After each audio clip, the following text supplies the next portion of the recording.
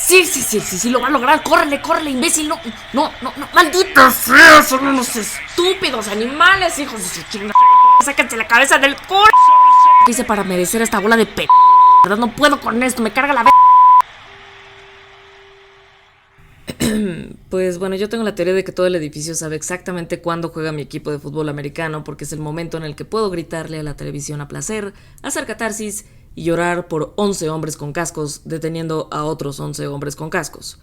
O sea, a lo que voy es que no recomiendo ser fanático de ningún equipo deportivo. Demasiado estrés y a veces demasiada tristeza. Esto es No Recomiendo, un podcast de antirrecomendaciones de la vida y de lo que consumimos.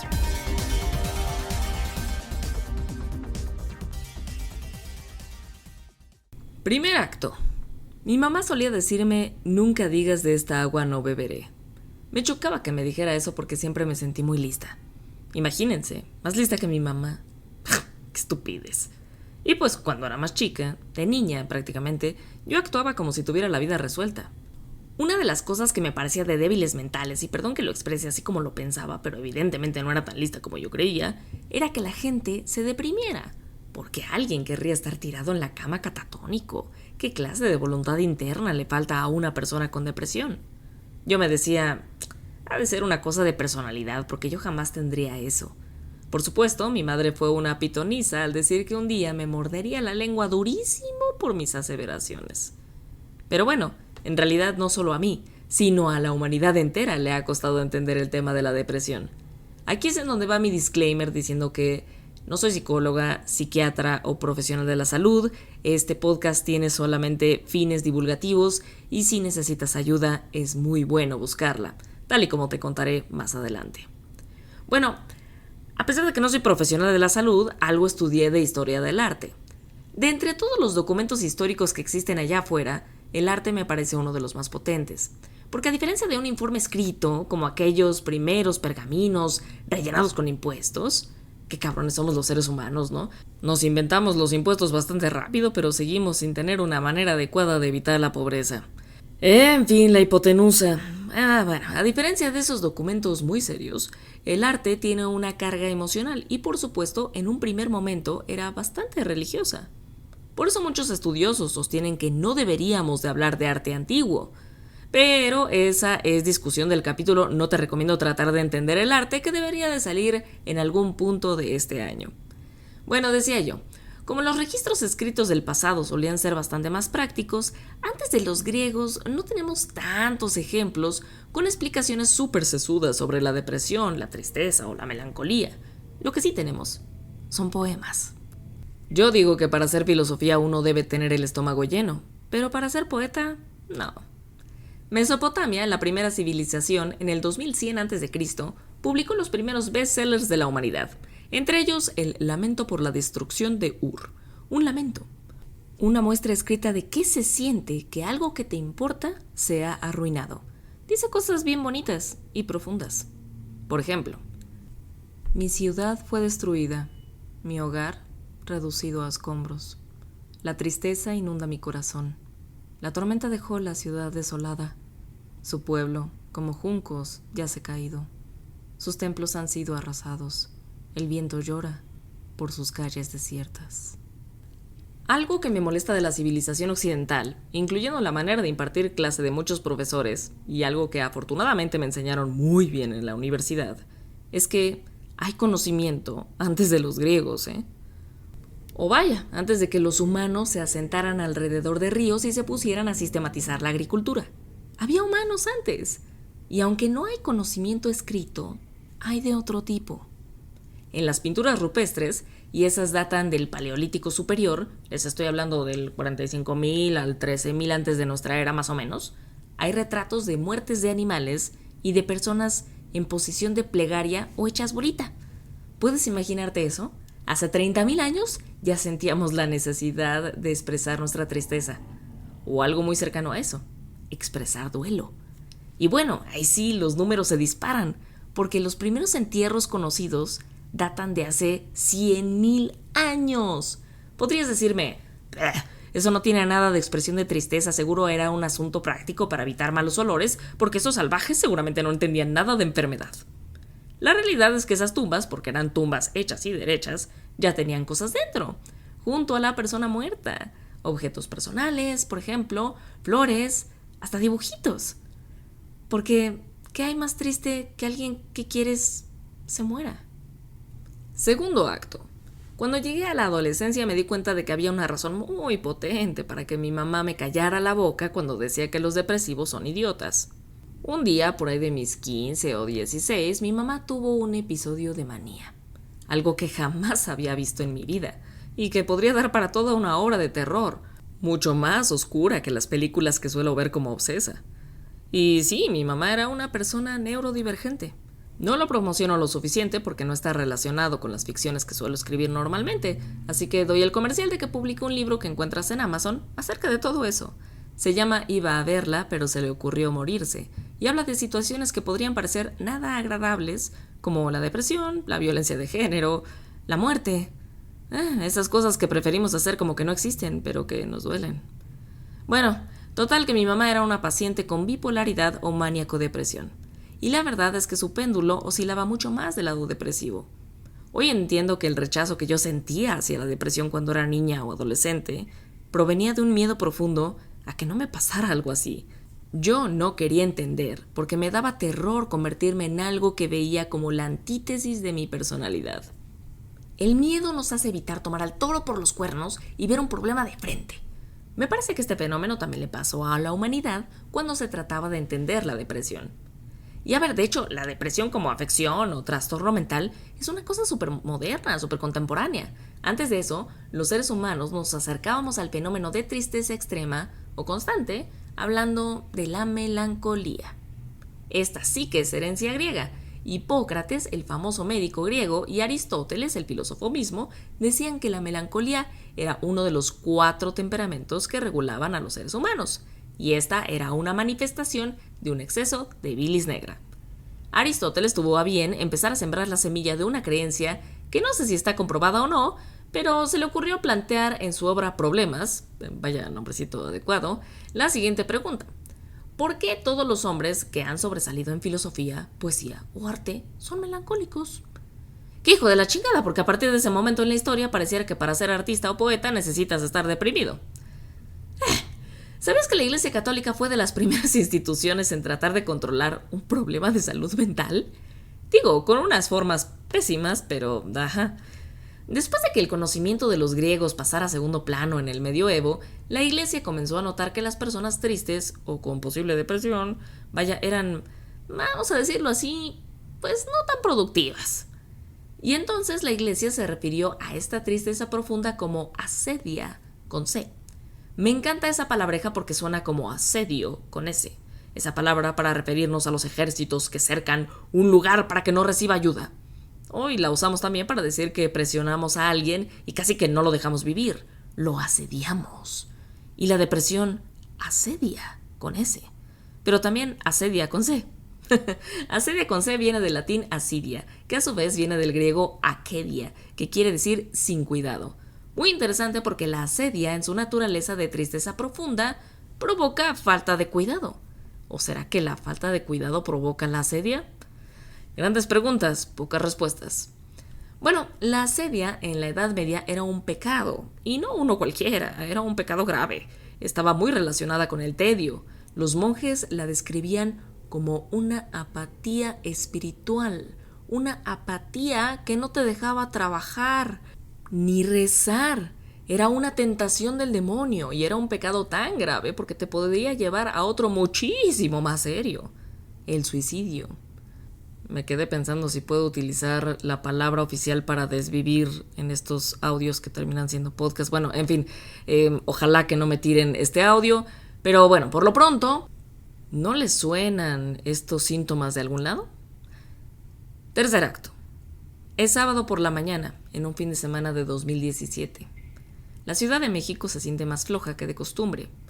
Y es natural porque en Semana Santa, en este monstruo de ciudad, todo mundo ocupa las fiestas para salir.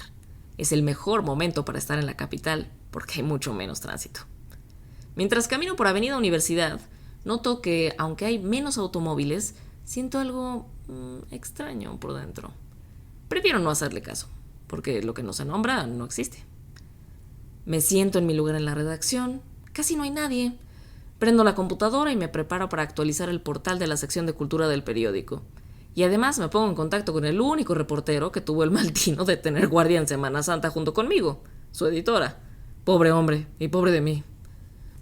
Son las 10:22 de la mañana, para ser precisa, y en algún punto siento que algo me sigue corroyendo por dentro. Me levanto al baño y empiezo a llorar. Nada me detiene. Al final estoy sola. Estoy desesperada porque no sé qué me pasa. Asusta muchísimo. 2017 fue un año que describo como terrible en mi vida. El adjetivo lo viví en carne propia en esa época, aunque en retrospectiva, 2017 solo fue un año de cambios. Le conté a mi mejor amigo que trabajaba en el mismo periódico que yo lo que me había pasado aquel sábado. Él ya me había contado que estaba yendo a terapia con una psicóloga que no era muy cara. Él atravesaba algunos problemillas ahí familiares y le acepté el contacto de la mujer. Tras un par de sesiones, la terapeuta me dijo que yo tenía nada más y nada menos que principios de depresión. Lo cual es bueno, yo creo, porque dicen que los artistas necesitan tener depresión. La semilla de Aristóteles diciendo que los filósofos y los poetas eran melancólicos germinó durante el Renacimiento. Tanto por Bocones como Marsilio Ficino, filósofo con 1489, aseguró que la melancolía se da por la influencia de Saturno y acecha a los intelectuales, artistas y filósofos. O los asedia. Y los mismos artistas tampoco se ayudaban, porque ahí tenemos a Albrecht Dürer, mejor conocido como Durero, que en su grabado Melancolía muestra una figura femenina rodeada de instrumentos científicos y artísticos, como dando a entender que hay que tener algo de damisela en apuros para crear. Si me preguntan, el puente entre la melancolía renacentista y la figura del artista doliente y triste, ya súper consolidada para el romanticismo, es un señor llamado Robert Burton. Este escritor inglés publicó en 1621 un volumen llamado Anatomía de la Melancolía, un gran tratado que recoge este sentir, especialmente alrededor de los siglos XVI y XVII. Es especial porque no solo habla de la perspectiva artística, sino que discute las razones médicas que llevan a lo que él llama melancolía. Y ya para cuando lees «La tristeza es un mal común a todos, porque la vida misma es una causa de tristeza», empiezas a sospechar que Burton sabe más de lo que cuenta. En otras palabras, parece un paciente con depresión. Desde la introducción acepta que tiene una afección y para olvidarse de ella, para evitar que sea consumido por ella incluso, decide escribir alrededor de esto. Cuarto acto. El primer episodio extraño de Lloradera Inexplicable casi coincidió con que decidiera dejar el trabajo que me apasionaba. Y aunque eso derivó en cosas buenas a la larga, durante un rato me arrepentí bastante de ello. No recomiendo dejar un trabajo que te encante. Tampoco recomiendo la publicidad, la verdad, porque acabé haciendo algo que no tenía que ver con creatividad escritural. No hay nada peor que eso en mi mundo. Respeto mucho a las personas que hacen publicidad y tratan de que le vendamos nuestra alma a cualquier marca, y también respeto mucho a las niñeras de adultos, hoy conocidas como project managers, pero yo no pude con eso.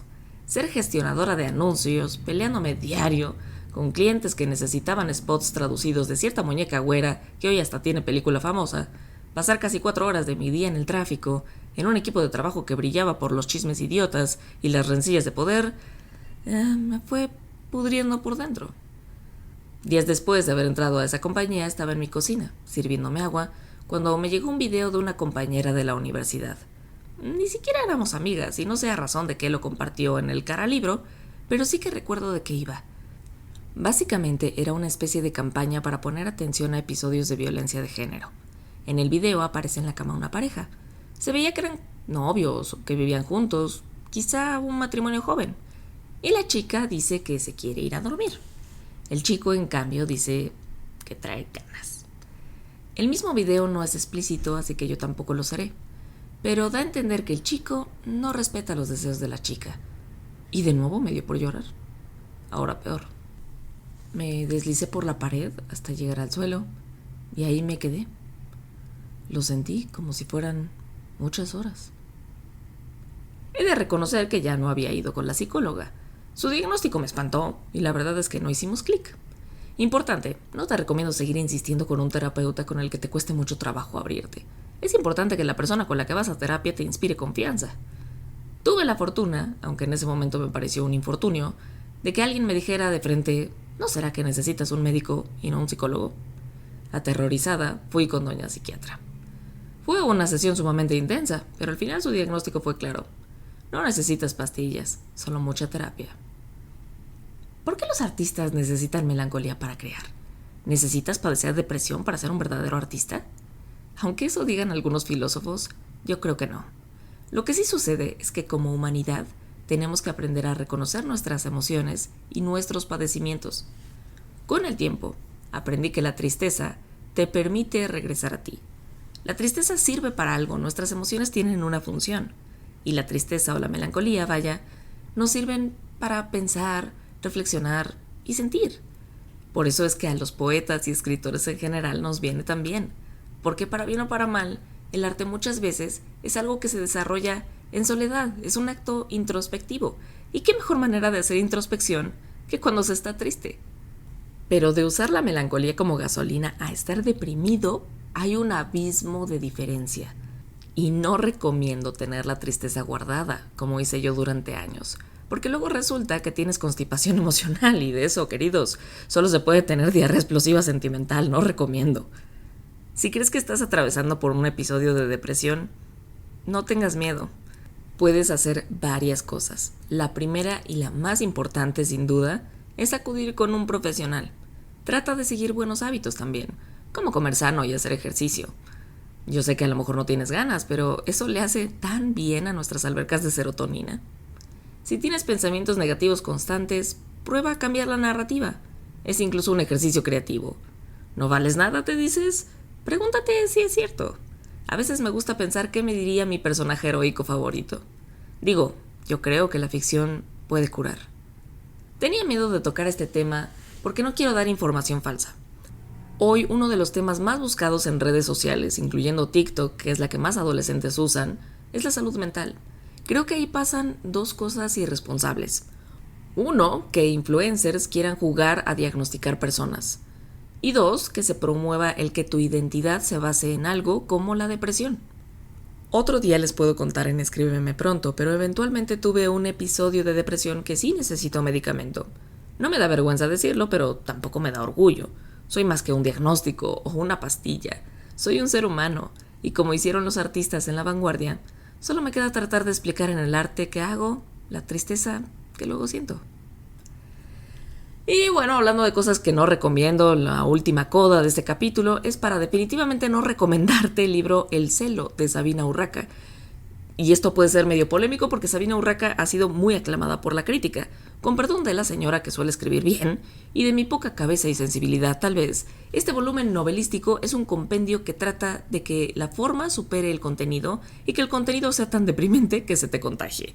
Si ya lo leíste, me encantaría saber tu opinión, porque a lo mejor yo soy la que está mal y que leyó otro libro y tú en realidad sí leíste el libro que toda la crítica leyó. En fin, si no lo has leído también se lo puedes regalar a tu suegra o a tu némesis, seguro le encantará.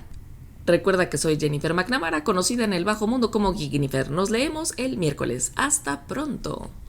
Esto fue No Recomiendo, un podcast de antirrecomendaciones de la vida y de lo que consumimos.